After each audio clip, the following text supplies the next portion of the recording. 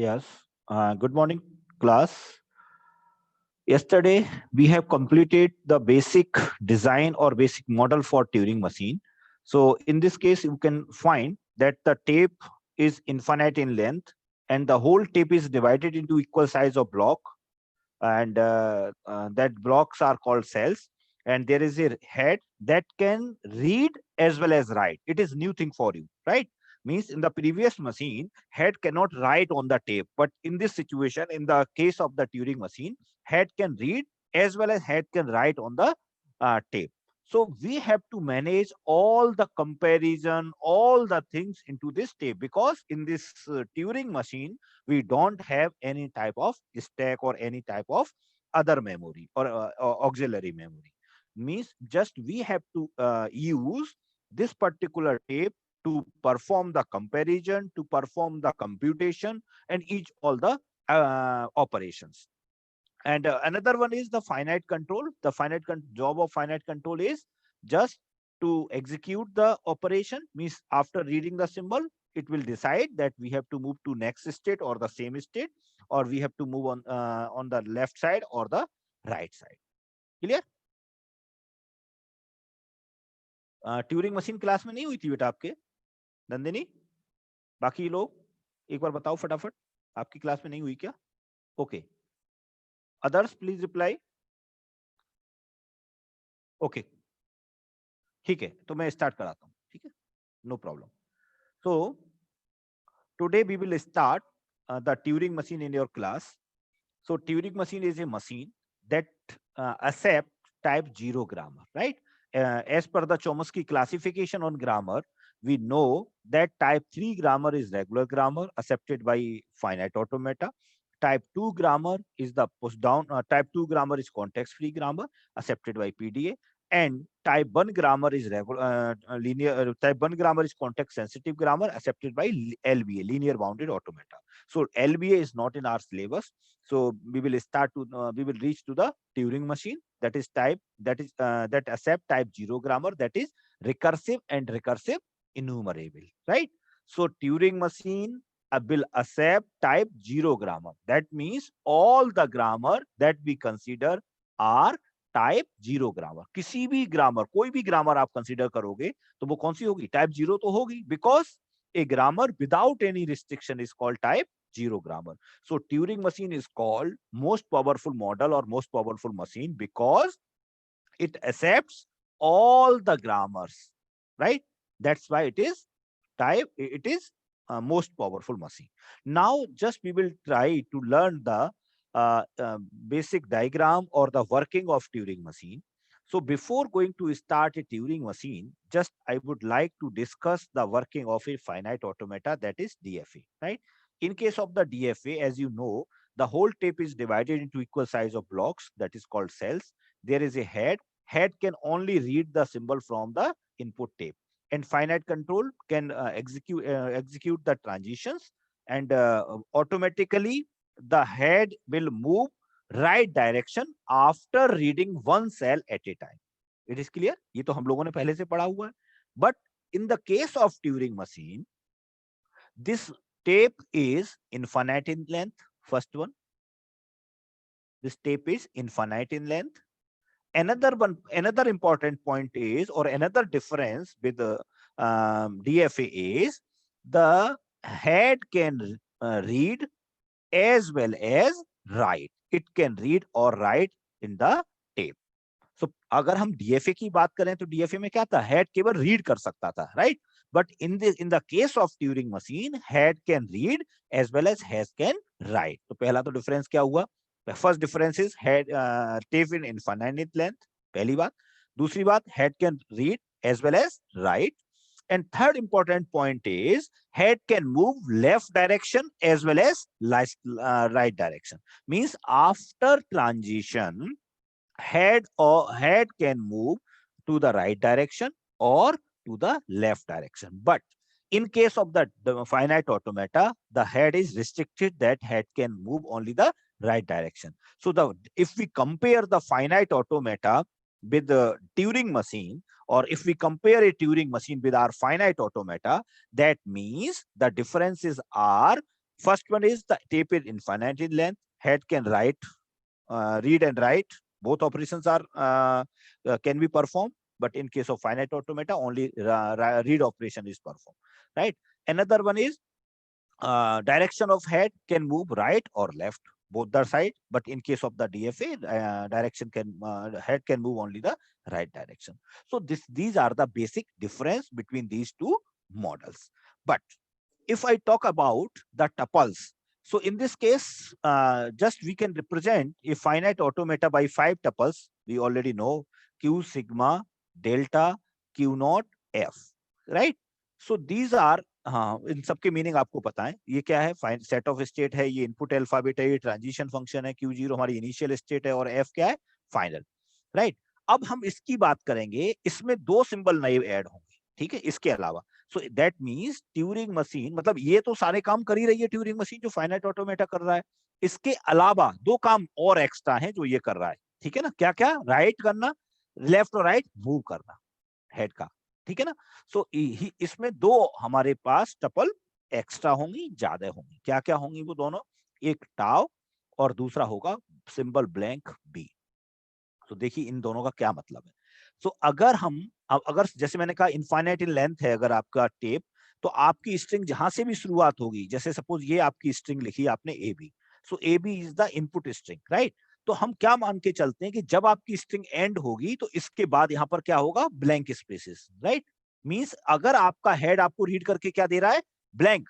इसका मतलब क्या होगा कि आप कहां पर हैं? एंड ऑफ द स्ट्रिंग, आपकी स्ट्रिंग का एंड हो गया. जैसे अगर हम, आपने देखा होगा सी में जब आप प्रोग्रामिंग करते थे तो ऐसे देखते हो ना कि जब हम इस पे पहुंच जाते हैं, इसका मतलब क्या है? हमारी जो स्ट्रिंग है, हमारा जो इनपुट है वो खत्म हो गया.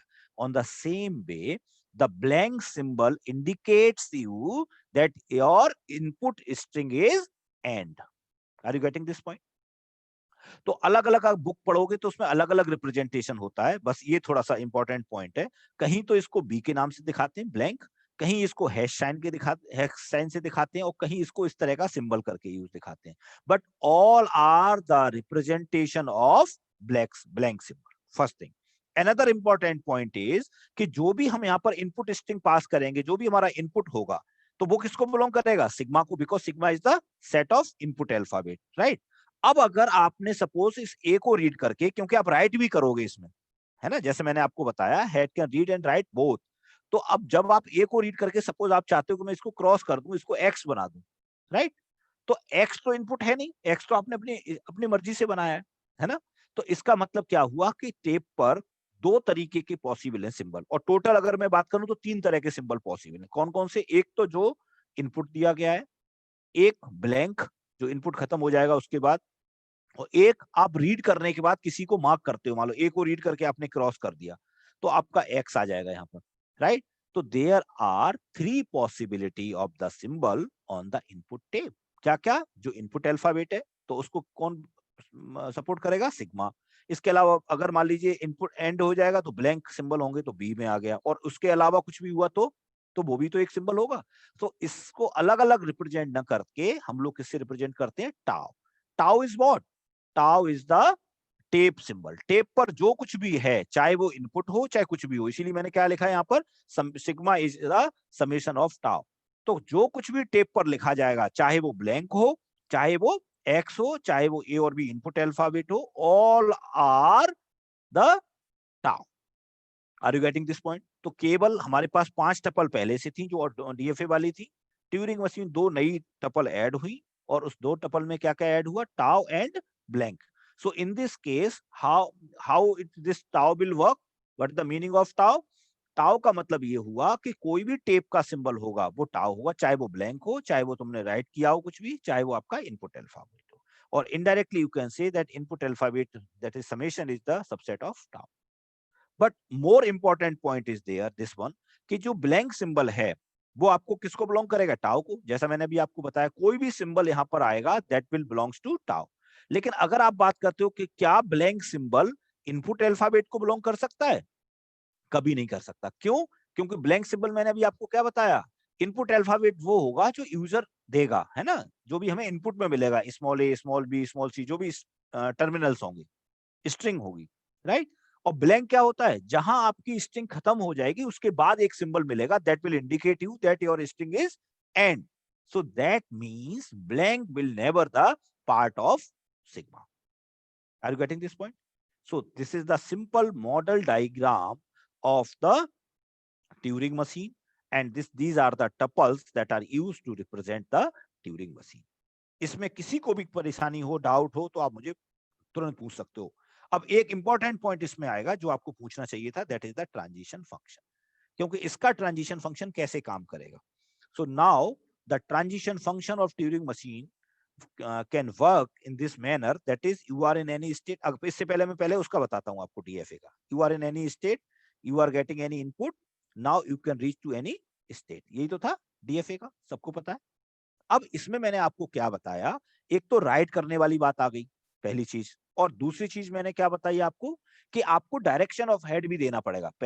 DFA के केस में क्या था, we will restrict the head movement, right? हमने क्या करा, हेड का मूवमेंट हम पहले से ही मान के चलते थे कि head can move only the right direction.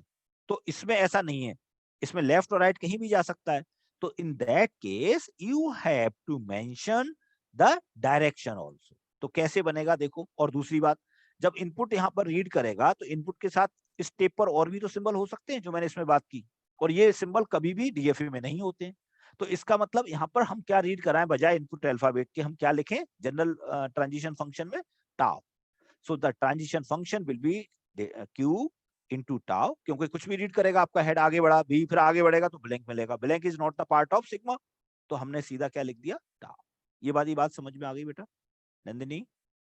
इसमें कोई कंफ्यूजन तो नहीं है. टाउ का मतलब हुआ कोई भी टेप का सिंबल, ठीक है. और इसके बाद अब आगे देखो, इसके बाद क्या हुआ, अब क्यू नई स्टेट पे आ गए सिमिलर टू DFA. उसके बाद मैंने क्या कहा था, रीड करने के बाद आप राइट भी करोगे. जैसे आपने ए बी को रीड किया और आप चाहते हो बी को रीड करके मैं बी रखना चाहता हूं, तो आप क्या लिखोगे, बी को मैंने रीड किया और बी के बाद मैंने बी को ही राइट कर दिया और मैं किधर चला गया, राइट डायरेक्शन में. तो अब हमारा जो टेप हेड है वो किसको रीड करेगा, आगे वाले सेल को रीड करेगा. ठीक है ना. तो इसका मतलब क्या हुआ, इसको कैसे लिखेंगे कि you are in any state and then tau. Tau का मतलब कोई भी टेप सिंबल. तो यहां पर हम लोग क्या कर रहे हैं, एग्जीक्यूशन के बाद, हम ट्रांजिशन परफॉर्म करने के बाद हम कुछ भी राइट कर रहे हैं यहां पर. ठीक है, राइट हो गया. Then you have to mention the direction L, R means left और राइट. अगर आप राइट कह दोगे और आपका हेड इस पोजीशन में, यहां पर कहीं भी एक नया फिगर बनाता हूं, उससे आपको मतलब समझाने की कोशिश करता हूं. सपोज ये पोजीशन है, आपका हेड यहाँ है और आपने क्या किया, इस ए को रीड करो और एक्स कर दो, हो गया एक्स, और डायरेक्शन क्या हो गई, राइट. तो अब आपका हेड यहां से हटके अब किसको रीड करेगा, इस बी को. आपने कहा बी को रीड करो, बी का बी रखो और राइट जाओ, तो ये बी का बी रखेगा. अब इसको भी हटा के अब इसको रीड करेगा, इसको. अब आपको फिर बताना पड़ेगा कि ये ब्लैंक है, ब्लैंक को रीड करो और ब्लैंक को रीड करके ए कर दो और लेफ्ट आ जाओ सपोज. तो क्या कर देगा, इस बी का क्या कर देगा, ए, और अब हेड किसको रीड करेगा, इस वाले बी को, क्योंकि आपने कहा था लेफ्ट आ जाओ. Are you getting this point? So this is only possible in case of Turing machine. Then you can reverse your head. Means समझ में आ गई बात.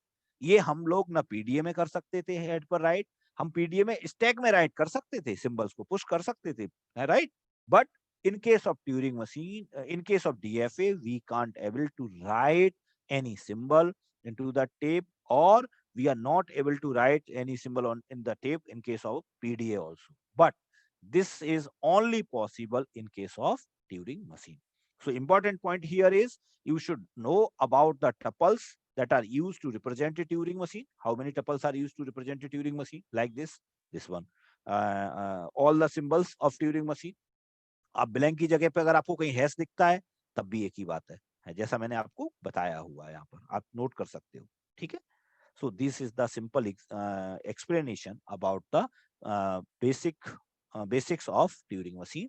That is the model diagram of Turing machine and the tuples, mathematical representation of Turing machine. So if you have any confusion, please let me know. क्योंकि अब हम लोग इसके बाद सीधे कंस्ट्रक्शन पर चलेंगे और आगे का पार्ट स्टार्ट करेंगे. तो अगर आपको कोई भी डाउट है, किसी भी तरह का कोई कंफ्यूजन है, प्लीज आप बताइए. क्योंकि अगर यहाँ कंफ्यूजन रहा तो हम लोगों को मशीन को डिजाइन करने में प्रॉब्लम आएगी डेफिनेटली. इसलिए आगे चले.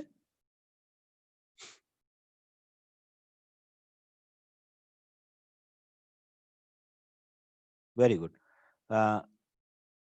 रोशनी, नंदिनी, थैंक यू।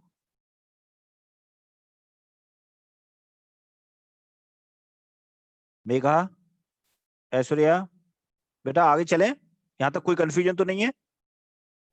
किसी तरह का कोई कंफ्यूजन तो नहीं है? दीपक, दीक्षा, Hrithik, should I move ahead? Okay, good. Thank you. So now, just suppose your string is input string is A B, right? तो इसका मतलब क्या होगा, जब हम लोग इसको एग्जीक्यूट करेंगे, मशीन डिजाइन करेंगे, तो ये आपकी जो स्ट्रिंग इनपुट होगी वो यहाँ आ गई, और इसके बाद यहाँ पर क्या सिंबल होंगे? By default blanks. ठीक है ना, ये आपको केवल समझाने के लिए बताया। हेड इस तरीके से रीड करेगा, सबसे पहले हमेशा हेड यहाँ होगा। अब इंपॉर्टेंट चीज क्या है जो मैं आपको बताना चाह रहा हूं, जैसा मैंने आपको बताया, हेड कैन मूव लेफ्ट और राइट, एनी डायरेक्शन। क्लियर? तो अगर हम पहला सिंबल अगर रीड करेंगे, हम कहां से? अपने इनपुट टेप पर स्ट्रिंग, इनपुट स्ट्रिंग, ऑब्वियस सी बात है, इनपुट स्ट्रिंग ही रीड करेगा हमेशा, हमेशा इनपुट स्ट्रिंग रीड करेगा। तो यहाँ पर पहला जो हमारा ट्रांजिशन होगा, इसमें डायरेक्शन हमेशा कैसी होगी? राइट। क्योंकि हमारा पहला सिंबल ये है, और आपने इसको रीड करने के बाद, सपोज आपने ट्रांजिशन लिखा कि ए को रीड करो, ए को रीड करके कर दो सपोज एक्स, और डायरेक्शन कर दो लेफ्ट, तो फिर बात खत्म हो गई, हमारे इधर लेफ्ट चला जाएगा, है ना? तो हम लोग हमेशा इस चीज का ध्यान रखेंगे कि पहला जो ट्रांजिशन होगा उसमें डायरेक्शन यहाँ पर क्या होनी चाहिए? राइट। क्यों होनी चाहिए? समझ में आ गई? क्योंकि अगर लेफ्ट होगा तो इधर इससे पहले तो हमारे लिए सिंबल है ही नहीं, तो हमारी मशीन हॉल्ट हो जाएगी, हैंग हो जाएगी, आप ऐसे समझ सकते हो। तो पहली बार कम से कम हमारा एक ट्रांजिशन राइट का हो, तो अब क्या होगा? हमारा हेड यहाँ जाएगा। अब इसके बाद आप ये कर सकते हो कि बी को रीड करे, और बी को रीड करने के बाद बाई कर दे और लेफ्ट आ जाए, कोई प्रॉब्लम नहीं है, क्योंकि लेफ्ट में आपका सिंबल है जो आपने जहां से मशीन को स्टार्ट किया है। Are you getting this point? तो सिंपल सी बात कहना यह है मेरा, कि अगर हम कोई भी ट्रांजिशन लिखेंगे, तो in this case the head can not move to the left of this square, इस स्क्वायर से लेफ्ट नहीं जाना चाहिए, क्योंकि बिकॉज हम ये कहीं ना कहीं मान के चलेंगे, हालांकि हमारे टेप की जो लेंथ है वो इनफाइनाइट है, लेकिन हमारी स्ट्रिंग कहीं से तो स्टार्ट होगी, तो हमारा पहला सिंबल यही होगा ए। तो पहले ट्रांजिशन पर अगर आप लेफ्ट में मूव करते चले जाओगे, तो अल्टीमेटली आपका कोई काम नहीं हो पाएगा, because you will get in this side blank and blank. तो कभी भी हम ये मान के चलेंगे जब भी कंस्ट्रक्शन करेंगे कि यहाँ हमारी एक बाउंड्री है, मतलब होता इनफाइनाइट है दोनों साइड में, लेकिन जब हम डिजाइनिंग करेंगे, कंस्ट्रक्शन करेंगे, तो कहीं ना कहीं हम इसको ये मान के चलेंगे कि ये लेफ्ट साइड में हम इसको ब्लॉक करके रखेंगे, और राइट में इसका इनफाइनाइट लेंथ मानेंगे। बात समझ में आ रही है कि नहीं? क्यों कर रहे हैं ऐसा? क्योंकि अगर हम ऐसे नहीं करें, कहीं ना कहीं तो हमें मानना पड़ेगा, क्योंकि ये आपका इनपुट है। अब अगर आप पहले इनपुट के बाद लेफ्ट में जाते चले गए, तो फिर आपका कभी भी पर्पस सॉल्व नहीं होगा। That's why the first transition should, after the first transition the direction of head should be right. ठीक है ना, ये आपको इसलिए बताने था। अब आगे चलते हैं कि किस तरीके से हमारा सिस्टम काम करेगा। Just see here, this is the important point.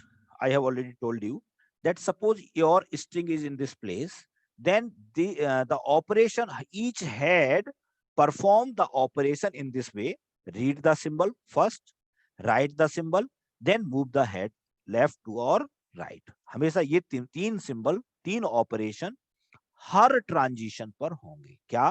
कि जैसे मैंने इस, हमारा सबसे पहला क्या काम है? हेड हमारा यहाँ पर है, हेड क्या करेगा? इस जो भी सिंबल होगा, सपोज ए यहाँ पर है, इसको रीड करेगा, रीड करके इसी जगह राइट करेगा, और फिर आपका डायरेक्शन बताना होगा। फाइनाइट कंट्रोल ये बताएगा कि हेड को किधर जाना है। तो तीन ऑपरेशन क्या क्या हुए? पहला रीड, दूसरा राइट, और तीसरा मूवमेंट। तो क्या कैसे लिखेंगे इस ट्रांजिशन को हम टेक्निकली? ए, तो पहला बाय डिफॉल्ट क्या हुआ? रीड। ए को रीड किया आपने, ए को क्या बना दिया? बी। ये जो राइट करोगे, आपके मन में हो सकता है ये डाउट आ रहा हो कि हम बी क्यों राइट कर रहे हैं। तो ए को रीड करके आपको जो भी लगता है, आपको लगता है, जैसे होता है ना कई बार, इसको मैंने चैप्टर 1 मैंने पढ़ लिया, तो आप लोग टिक लगा लेते हो ना। तो टिक लगाने का मतलब क्या हुआ? You have marked. तो अगर आपको लगता है कि आपकी मशीन ने, जैसे आपको कंपेयर करना है, मान लीजिए सपोज ए और बी भी बराबर है कि नहीं, ए एंड बी एन, जो आपने स्टैक के थ्रू किया था, तो इसमें स्टैक तो है नहीं। तो इसमें कैसे कर सकते हो आप? इसको पहले मार्क कर दो, एक ए को, और एंड तक जाओ, एक बी को मार्क कर दो, फिर एक ए को मार्क कर दो, फिर लौटते पे एक बी को मार्क कर दो, क्योंकि लौट सकते हो, इसमें मूवमेंट कर सकते हो लेफ्ट राइट। अब आप देखो आपके टेप पर क्या बचा हुआ है? कुछ नहीं बचा है, इसका मतलब ए और बी बराबर है। तो we can perform all these type of questions on the single tape. ठीक है ना, हमें इसमें कोई भी एक्स्ट्रा मेमोरी की या स्टैक की जरूरत नहीं है। तो अब वापस से मैं पॉइंट पे आता हूं। इसका मतलब ये है कि हम कोई भी ट्रांजिशन परफॉर्म करेंगे, in that case we have to mention the 3 steps. The steps is read the symbol first, write the symbol and move left और राइट। क्लियर? तो जो मैंने बात पहले बताई थी इसी को थोड़ा डायग्राम के थ्रू, अब इसको और आगे से, अब आपको एक एक चीज डायग्राम के थ्रू बता रहा हूँ। हालांकि बताने की इसमें जरूरत नहीं है, आपको समझ आ गया होगा, लेकिन इसको बताने का रीजन ये है कि कहीं ना कहीं आपको विजुअलाइज हो how can be perform the these operations. देखिए, जैसे फॉर एग्जांपल इस समय आपका हेड क्या है, टाइम जीरो। टाइम जीरो का मतलब बिल्कुल शुरुआत में आप यहाँ पर हो, फिर ट्रांजिशन के बाद कहाँ आओगे, दैट इज टाइम 1, फिर उसके बाद ट्रांजिशन होगा तब कहाँ जाओगे, दैट इज टाइम 2। इस तरीके से मैंने समझाने की कोशिश की है। Just see here, initially your head आपका कहाँ दिखाई दे रहा है, आपको हेड क्या क्या रीड कर रहा है टाइम जीरो पर। टाइम जीरो मीन्स इनिशियली, ठीक है। कहाँ पर क्या रीड करेगा हेड, मुझे आप मैसेज बॉक्स के थ्रू बता सकते हो।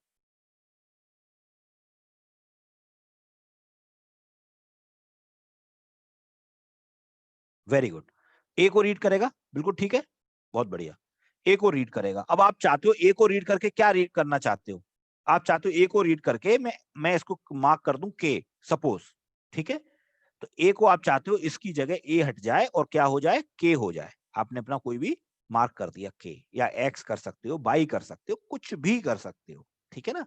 ये तो आप क्या लिखोगे, इसको ए को आपने रीड किया, ए को रीड करके आपने क्या राइट करा, के राइट करा। और उसके बाद अब आप क्या चाहते हो, सी को रीड कराना चाहते हो या बी को रीड कराना चाहते हो, आप चाहते हो कि बी रीड हो इसके बाद, है ना। तो हेड आपका इधर आना चाहिए, तो आप क्या लिखोगे, लेफ्ट। इसी को हम ऐसे भी लिख सकते हैं, ए रीड किया, ए का हमने के राइट किया और उसके बाद हेड की डायरेक्शन लेफ्ट हो गई। इस तरीके से हमें मैथमेटिकली लिखना होगा, इस तरीके से हमें डायग्राम पर लिखना होगा। अब देखिए ये सिचुएशन क्या होगी, इसका मतलब नेक्स्ट टाइम पर अब क्या हो गया, ए को देखो के में डिवाइड हो गया, ए इज कन्वर्टेड इनटू के, और आपने क्या कहा था कि लेफ्ट में चले जाओ, तो अब हेड किसको रीड करेगा, बी को। अब नेक्स्ट टाइम के लिए देखो, हेड बी को रीड करेगा। क्लियर बात समझ में आ गई? अब आगे चलो और इसी तरीके से एक और एग्जांपल लेके चलता हूं। तो अब इस समय हेड क्या रीड कर रहा है, बी, और आप चाहते हो कि बी को रीड करके हेड क्या कर दे, इसको एफ कर दे, ठीक है, और उसके बाद इस के को रीड करे जो आपने पहले के बना दिया है ना। तो इसका मतलब क्या होगा, बी को रीड कराना चाह रहे हैं आप, बी को राइट क्या करना चाह रहे हो, बी की जगह एफ, और उसके बाद आप क्या चाहते हो, आगे बढ़ना राइट, तो आप आर कर दो, अगर लेफ्ट चाहते हो तो लेफ्ट कर दो। अब now the point of communication is how can we decide we have to move left और राइट। तो ये हम अपनी प्रॉब्लम के हिसाब से करेंगे, ठीक है। अभी हम लोग प्रॉब्लम कोई नहीं डिस्कस कर रहे हैं, just we are discussing the working of Turing machine. Clear? तो इसका मतलब क्या हुआ कि आपने बी को रीड कर रहा है आपका हेड, आपने बी को क्या कर दिया, एफ में कन्वर्ट कर दिया, एफ में हो गया। अब आप कहते हो डायरेक्ट राइट डायरेक्शन में चले जाओ, तो राइट में जाके अब किसको रीड करेगा, के को। तो देखिए यही चीज तो हो गई, B is converted to F, this one, और डायरेक्शन कहाँ हो गई अब हेड की, के। तो इस तरीके से आप अपने हेड की मूवमेंट्स को बढ़ा सकते हो, आगे पीछे कर सकते हो। क्लियर, समझ में आ गई बात? और इस तरीके से हम लोग मूवमेंट करेंगे कि ये आपकी इनपुट स्ट्रिंग है, इस जगह से रहेगी, और उसके बाद सिंबल क्या होंगे, ब्लैंक। तो जब हम लोग कंस्ट्रक्शन करेंगे तो ये मान के चलेंगे कि इधर कुछ भी नहीं है, ये वाला पार्ट नहीं है, लेकिन हम इस तरह से यहां से स्टार्ट करेंगे, ठीक है। तो अगर मैं आपसे कहता हूं कि लास्ट वाले सी को ब्लैंक कर दो, मैं आपसे क्वेश्चन पे आ गया, क्योंकि आपको सारी चीजें मैंने बता दी। अब मेरा ऑप्शन ये है कि मैं आपको जो भी इनपुट दूं, और मैं चाहता हूं कि आपको मैं इनपुट दे रहा हूं सपोज 4 लेंथ का, क्लियर। तो मैं चाहता हूं कि आप मुझे आउटपुट दें 3 लेंथ का। ये काम आप इससे पहले कोई मशीन नहीं कर सकती थी, क्यों? क्योंकि आपकी कोई भी मशीन टेप पर चेंजेस नहीं कर सकती, है ना, टेप पर राइट नहीं कर सकती, but we can write on tape through the Turing machine. So now the question is, suppose you have any input of length 4. Now you should reflect the output of length 3. So how will do this thing? कोई भी मुझे बता सकता है, मैं unmute कर दूंगा उसको। आप में से कोई भी जो भी बताना चाहे प्लीज, आप अपना नाम लिख के बता दो, यस, मैं उसको अनम्यूट करूंगा। कौन बताना चाह रहा है?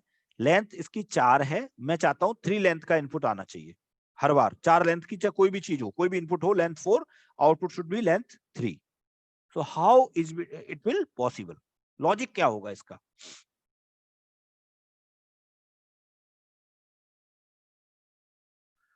मूव राइट, नहीं नहीं नहीं, B on C, B on C क्या लिख रहे हो आप? बी ऑन सी, हाँ ठीक है। मेघा आपने कुछ कुछ ठीक लिखा, लेकिन ठीक है, आपका बात सही है।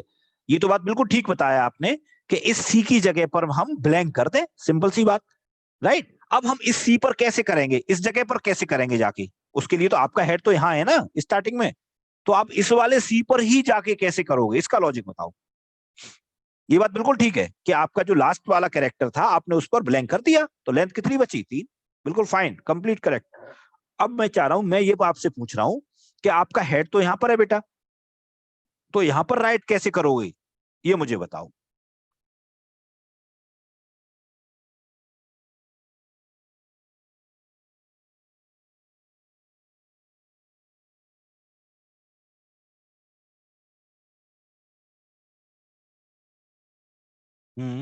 ठीक है, मोहित आपका भी ठीक है। देखो, आपको इस जगह पर पहुंचना पड़ेगा, है ना? तो आप क्या करो, इसका सब सिंपल सा लॉजिक है कि आपको हेड कहां पर है? ए पर। आपको इससे तो कोई लेना देना नहीं है, आपको लास्ट वाले सी को तो चेंज करना है मेगा। तो आप क्या करोगे, ए को पहले रीड करोगे, ए की जगह ए को ही राइट कर दो और आगे चले जाओ राइट में, ठीक है। फिर क्या करो, इस बी मिलेगा आपको, तो बी का क्या करो, बी का बी रखो और आगे चले जाओ राइट में, ठीक है। फिर क्या मिलेगा, ए मिलेगा, ए का ए ही रखो और आगे चले जाओ राइट में।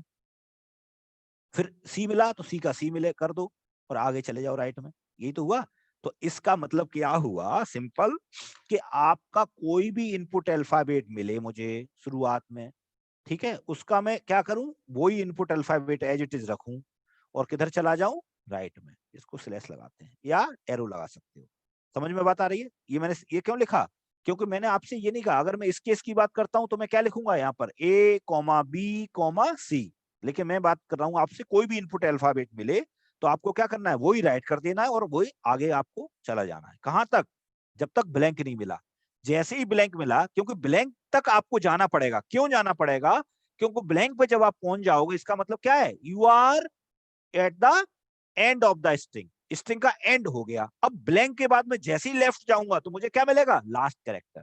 Are you getting this point और नॉट? क्लियर? तो मैं क्या करूंगा, ब्लैंक का तो ब्लैंक रखूंगा, मेरा टारगेट पूरा हो गया, मुझे पता लग गया मैं लास्ट में आ चुका हूं। और इसके बाद मैं क्या करूंगा, लेफ्ट आऊंगा। जैसे ही लेफ्ट आऊंगा तो ऑब्वियस सी बात है, मुझे क्या मिलेगा, सी। तो जैसे ही सी मिलेगा तो मैं क्या करूं, इस सी का क्या कर दूं, इस सी का ब्लैंक कर दूं और डायरेक्शन क्या कर दूं, चाहे लेफ्ट करूं चाहे राइट, इससे कोई मतलब नहीं रहेगा और मैं कहां आ जाऊंगा, फाइनल स्टेट में। ये चीज क्लियर समझ में आई या नहीं? ये चीज क्लियर हुई बेटा या नहीं?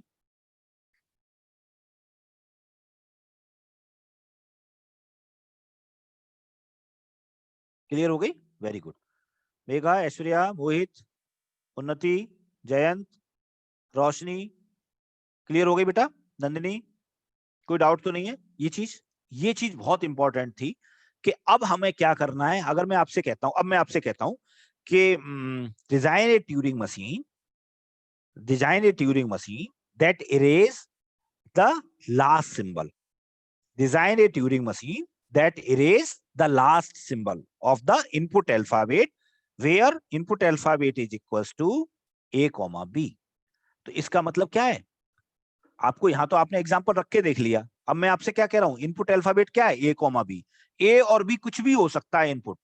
तो और आपका क्या करना है, आपको इरेज क्या करना है, सेकंड वाला सिंबल, सेकंड लास्ट, या लास्ट सिंबल कह दो, सेकंड लास्ट की बात बाद में करेंगे। लास्ट सिंबल, लास्ट सिंबल को आपको क्या करना है, इरेज करना है। तो क्या मतलब हुआ, इसका लॉजिक क्या लगाएंगे, जस्ट सिंपल तरीके से देखेंगे पहले हम लोग। इसका लॉजिक बहुत क्लियर है। जैसे कोई भी आपको मैंने क्या कहा है, इनपुट क्या हो सकता है, कोई भी ए कॉमा बी, है ना?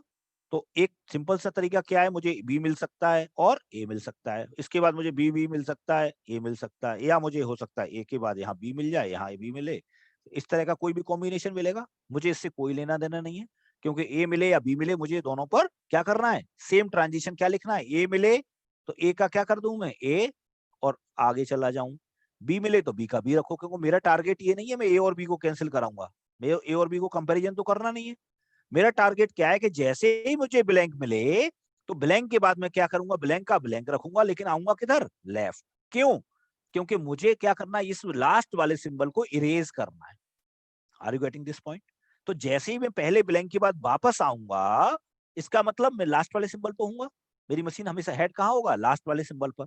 और लास्ट वाला सिंबल क्या हो सकता है? ए और बी। तो अगर ए है तो ए को क्या करे? ब्लैंक कर दो और राइट में चली जाए आपकी मशीन। और अगर बी हो तो बी को भी ब्लैंक कर दे और राइट में चली जाए। ये चीज क्लियर हुई?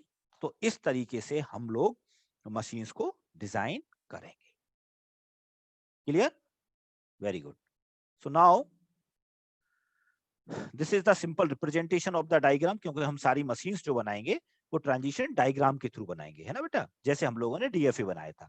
On the same way you can find, जैसे you are in state Q1 and now you are reaching to state Q2 after reading the symbol A. ऐसी तो बनाते थे। अगर मैं इस चीज को हाइड कर दूं थोड़ी देर के लिए, तो देखो Q1 is the state, A is the input and you are reaching to Q2। यही तो मतलब हुआ। क्लियर है? अब इसमें क्या मैंने आपको बताया, इसमें रीड, राइट और मूव, ये तीन ऑपरेशन साथ में होंगे। पहला सिंबल रीड होगा, उसके बाद वो सिंबल राइट होगा उसकी जगह पर कुछ भी, तब आपका मूवमेंट हेड का होगा। ठीक है? So how can be right, how can be design the transition diagram for such type of transition diagram? So देखिए, such type of execution, sorry. तो ट्यूरिंग मशीन के केस में देखिए क्या हुआ, इसको हम कैसे लिखेंगे? अगर आप Q1 स्टेट में हो तो आपने रीड क्या किया, वो सबसे पहले लिखा जाएगा। मैं इतनी देर से आपको यही समझा रहा था, राइट? और इसको रीड करके आप क्या राइट करना चाह रहे हो, ये की तो आपने क्या राइट किया है? बी, तो बी आ गया। और उसका डायरेक्शन क्या है? एल। और अब आप कहां पहुंच गए? नई किस स्टेट में आ गए? Q2 state. तो इस तरीके से हम लोग ट्रांजिशन डायग्राम बना सकते हैं और बनाएंगे। ठीक है? अनदर वे इज, अगर आपका दे रखा है कि ए को रीड करके बी राइट करा और आप लेफ्ट में आ जाओ, अगर कोई कहता है राइट में आ जाओ, तो हम क्या लिखते हैं? ए को रीड किया, बी कर दिया और राइट में आ गए। Simple, this is the way to represent the transition diagram. अब मैंने आपको एक और एग्जांपल में, आपको ये लग रहा होगा सर ये छोटी सी चीज इनको बार बार क्यों बता रहे हैं? The reason behind this is, you should know, you should visualize the execution of the machine. My objective is very clear.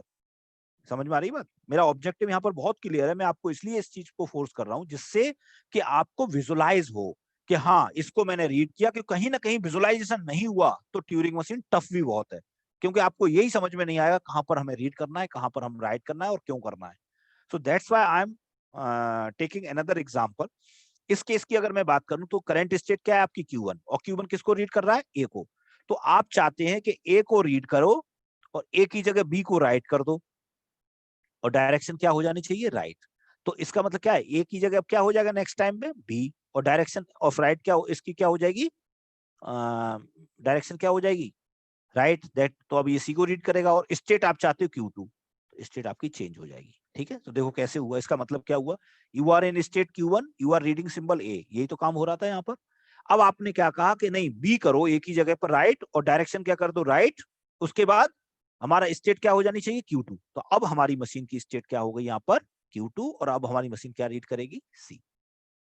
So this is the position, this is the simple representation as per the given instructions। और दूसरा देखो, इसमें आपने लिखा है कि Q1 से Q2 जाना है, A सिंबल रीड होगा और राइट क्या होगा? B, और डायरेक्शन होगी राइट। तो देखो Q1 स्टेट पे आप हो, A को रीड कर रहा है, तो इस A की जगह पर आप देखो अब क्या राइट करा रहे हो आप? B। तो देखिए in this place you are writing B। और आपने क्या कहा है? डायरेक्शन क्या हो जानी चाहिए? राइट। तो डायरेक्शन जब राइट हो जाएगी तो अब इसको रीड करेगा हमारा हेड, तो देखो इसको रीड कर रहा है। और स्टेट क्या हो जानी चाहिए? Q2। So this is the simple way to represent the transition diagram। अब एक लेफ्ट का और बता देता हूं मैं आपको।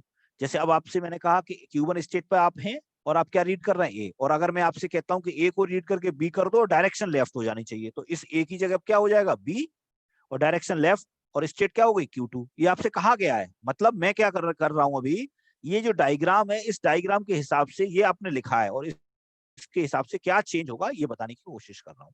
तो now just Q1 is change to Q2। तो देखो ये सिचुएशन हो जाएगी, Q2 स्टेट, बी हो जाएगा, बी को रीड करेगा।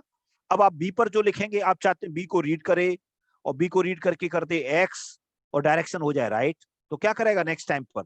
इस बी की जगह क्या कर देगा? एक्स। और आप स्टेट भी लिखना चाहते हैं Q3, तो क्या कर देगा? डायरेक्शन हो जाएगी राइट और स्टेट हो जाएगी Q3। आप चाहते हो नहीं Q2 ही रखना है, तो Q2 रहेगा। जैसा आप इंस्ट्रक्शन दोगे उस तरीके से चलेगा। जैसे पीडीएफ था ना, कहीं हम स्टेट को चेंज करते थे, कहीं स्टेट को चेंज नहीं करते। another point is about the deterministic and non deterministic. तो डिटर्मिनिस्टिक का केस हमें, जैसा मैंने पहले बताया था, कि अगर मैं आपसे कहता हूं आपको ए मिले तो ए की जगह पर लिखो आप बी और राइट चले जाओ, और एक मैंने आपसे कहा कि एक ए मिले तो ए की जगह लिखो बाई और लेफ्ट आ जाओ. So in this situation, these two statements or these two transitions are problematic. Why these are problematic? In this situation, you are saying to machine that just you read A and write B and move to the right. है ना, आपने ये instruction दिया. On the same state, you are saying that read A, then convert it or write it to by and move left. So in this situation, on the same input, that is A, you are giving two other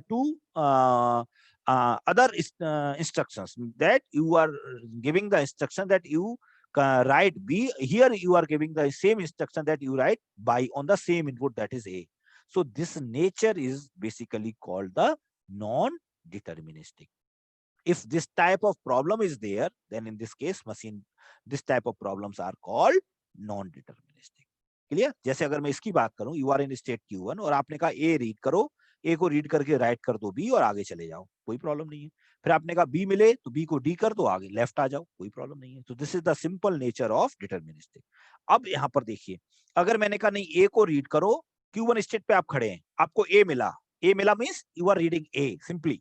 now I am my instruction is just write B in place of A. तो आपने कहा ठीक है, B right कर दिया, और कहां जाना है, Q2 स्टेट पर जाना है, राइट डायरेक्शन में हमें हेड का मूवमेंट कर देना है.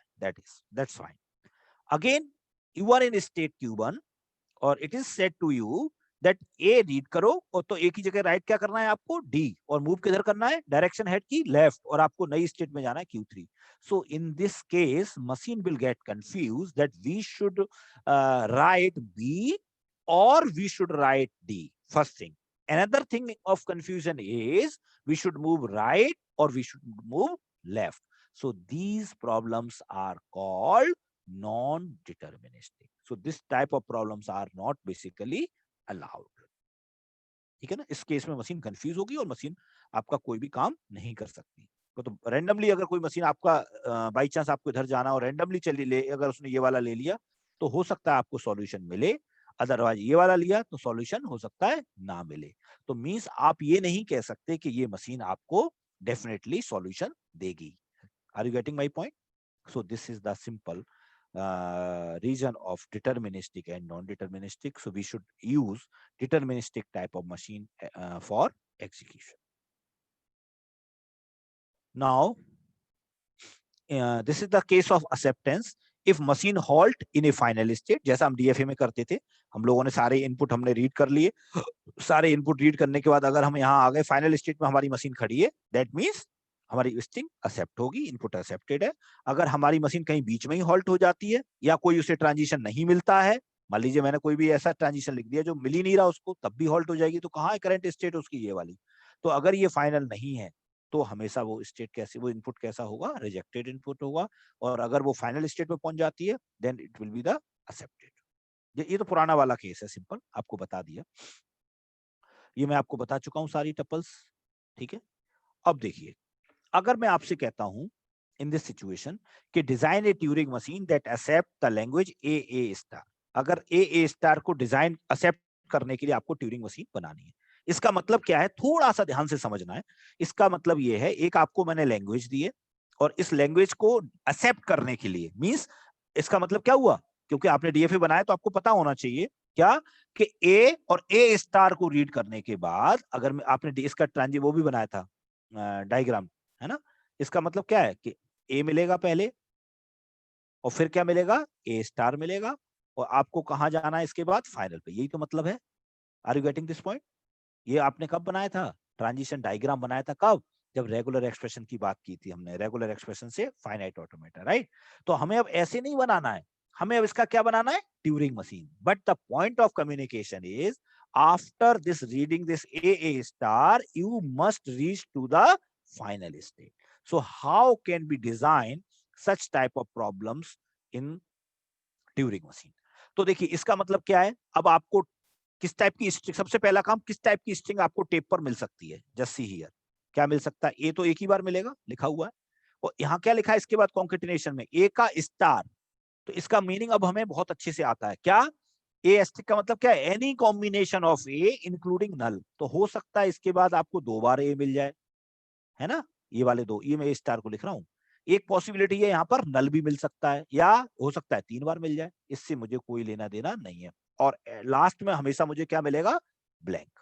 ये तो हमने पहले से मान के चलना है ना टेप पर, क्योंकि B is the blank symbol. ठीक, तो ए इसमें मेन पॉइंट क्या है कि आपको हर हालत में ए तो मिलेगा ही मिलेगा, और दूसरे वाले ए कितनी बार भी मिल सकते हैं, और हो सकता है बिल्कुल ना मिले। इटरेशन इसका क्या हो सकता है? Any combination of A including null. हो सकता है ए बिल्कुल भी ना आए, तो अकेला ए रह जाएगा। अगर ए 10 बार आ गया तो एक ये वाला ए हमेशा परमानेंट रहेगा। क्लियर? तो मैं क्या करूंगा, Q0 स्टेट से मैंने शुरुआत की, पहला वाला ए मिला, उसको एज इट इज रखूंगा, आगे चला जाऊंगा, मुझे कुछ चेंज तो करना ही नहीं है।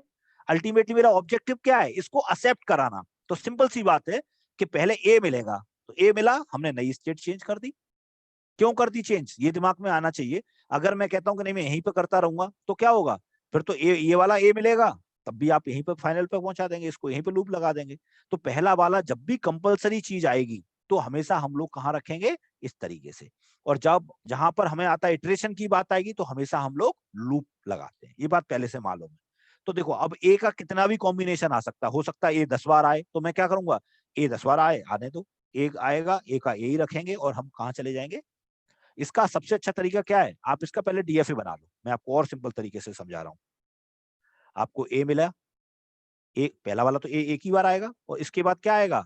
ए आएगा, कितनी बार भी आए, तो आप कहां पहुंचोगे? इसके बाद यहाँ फाइनल पे पहुंच जाओगे। यही तो मतलब, सॉरी, यही तो बनेगा इसका डायग्राम। आप देखो, इसको ऐसे हटा देता हूँ, जस्ट ए मिनट। हाँ, अब बताओ, इसका डीएफए बनाने में किसी को प्रॉब्लम तो नहीं? यही तो आएगा बेटा डीएफए इसका। देखो, ए मिला, तो अकेला ए मिल गया, तो इसका मतलब क्या है? ये वाला नल होगा। अगर मान लो मिलता है आपको ए, तो ए और ए, फिर आपको ए, तो ए यहाँ घूमता रहेगा। तो इस ए स्टार का तो ये लूप आ गया, और ये वाला ए हमारा ऐसे बन गया। कोई doubt? Now just we can convert it in the form of Turing machine. दोबारा आप अब ट्यूरिंग मशीन में समझो इसी चीज को। तो देखो, इसकी जगह ट्यूरिंग मशीन तो ऐसे काम करती नहीं है, उसके तो 3 ऑपरेशन होते हैं। क्या क्या? रीड, राइट और डायरेक्शन। तो क्या लिखा? ए को रीड करा, ए को राइट करा, और डायरेक्शन डाल दो। फिर क्या हुआ? आगे लूप लगाना पड़ेगा, तो ए कोई रीड करा, ए कोई राइट करा, और आगे राइट में चले जाओ। ठीक है, लेकिन यहाँ तो आप फाइनल डायरेक्ट बना देते हो। ट्यूरिंग मशीन में ऐसे नहीं होता। ट्यूरिंग मशीन में क्या होता है? हम तब तक चलेंगे जब तक कि हमें ब्लैंक ना मिले। तो ब्लैंक मिले, ब्लैंक का हम ब्लैंक कर दें, और डायरेक्शन लेफ्ट राइट हमें जो भी करना है वो कर सकते हैं।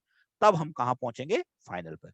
तो ब्लैंक क्या इंश्योर करता है ट्यूरिंग मशीन में? कि आपने पूरी स्ट्रिंग को रीड कर लिया।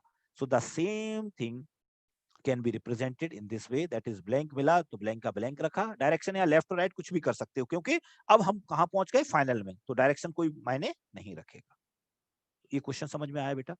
मैंने इसको 2 तरीके से समझाया आपको, एक ट्यूरिंग मशीन की तरीके से समझाया, और दूसरा मैंने डीएफए के साथ में समझाया। अगर आप किसी का डीएफए बना सकते हो, तो उसको डायरेक्ट ट्यूरिंग मशीन में कन्वर्ट कर सकते हो। क्लियर? थैंक यू उन्नति। आ गया समझ में?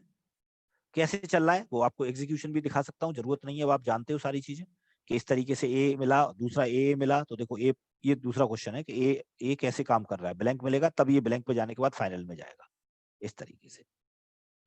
ठीक है, अब दूसरा केस।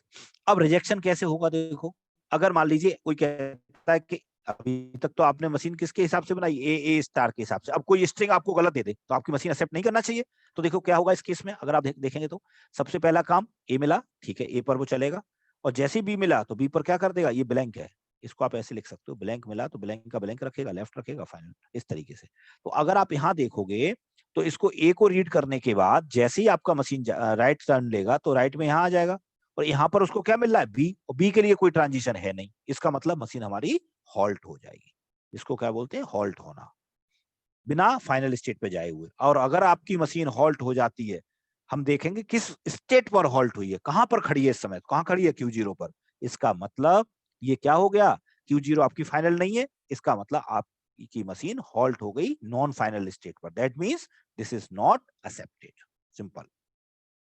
ये सिंपल एग्जांपल थे एक्सेप्टेड और रिजेक्टेड के। क्लियर? बात समझ में आ गई? यहां तक कोई कंफ्यूजन है तो आप पूछ सकते हो। एनी कंफ्यूजन और doubt? So tomorrow we will start ये सारे क्वेश्चंस कराएंगे हम लोग एक एक करके धीरे धीरे, और साथ में हम लोग थ्योरेटिकल पोर्शन भी लेके चलेंगे, उनको हम लोग आगे बढ़ाएंगे। ठीक है, अगर आपसे अब देखिए एक और चीज, अब हम आप थ्योरेटिकल पोर्शन में कहां से स्टार्ट करेंगे? थ्योरेटिकल पोर्शन में स्टार्ट करेंगे हम लोग वेरिएंट्स से। ठीक है, वेरिएंट्स ऑफ ट्यूरिंग मशीन, कि वेरिएंट्स किस तरीके से काम करेगा।